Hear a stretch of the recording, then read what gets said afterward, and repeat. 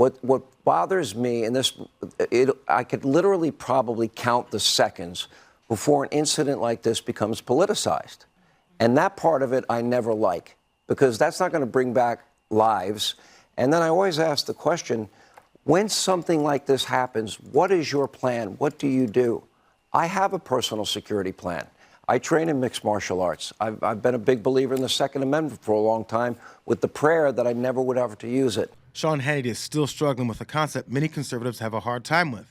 How do I continue to claim that it's political to implement ways to prevent mass gun violence when every time we go with that approach, which is damn near every time, another mass shooting happens again? So since there's no good answer for that dilemma, they just lean on unrealistic solutions like mixed martial arts to stop multiple bullets from flying at their face. Oh, and there's prayer too. This is a dark time in America. We have a lot of problems, and we're really, really hopeful and prayerful. Prayer is appropriate in a time like this, that the evil can end and this senseless violence can stop. And so that's the statement this morning on behalf of the entire House of Representatives. Everyone wants this to end, and I'll leave it there. When this new speaker was confirmed, he said he thinks God put him and others in positions of power at this time. It's ridiculous and it's a pompous thing to say, but let's go with that for a second.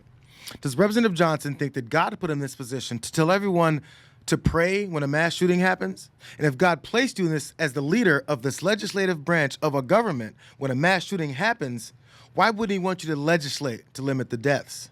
He's got pastors, he's got preachers that are telling their congregations to pray and mourn.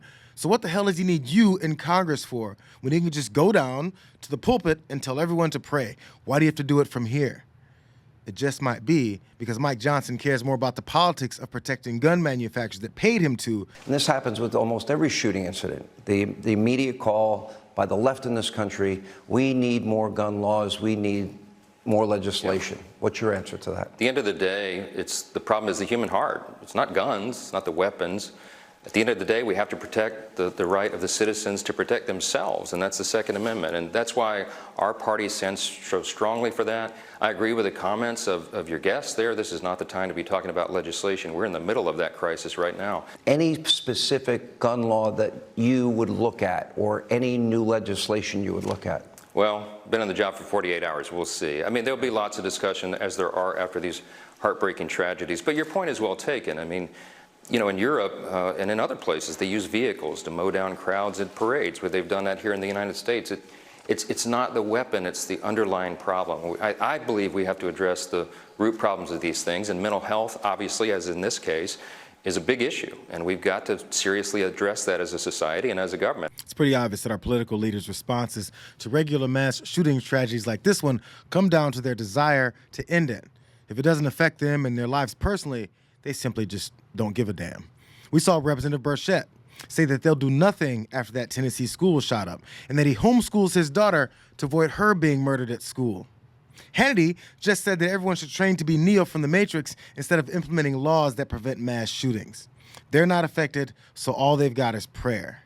But when it's someone that was directly affected by this bloodshed, like Maine Representative Jared Golden, a Democrat that usually opposes gun reform legislation, thoughts and prayers just don't seem to be so helpful anymore.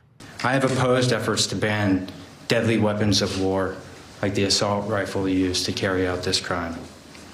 The time has now come for me to take responsibility for this failure, which is why I now call on the United States Congress to ban assault rifles like the one used by the sick perpetrator of this mass killing in my hometown of Lewiston, Maine. For the good of my community, I will work with any colleague to get this done in the time that I have left in Congress.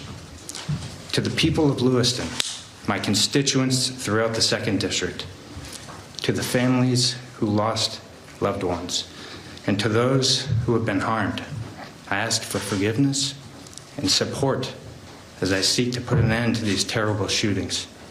In the days to come, I will give everything I have to support this community's recovery.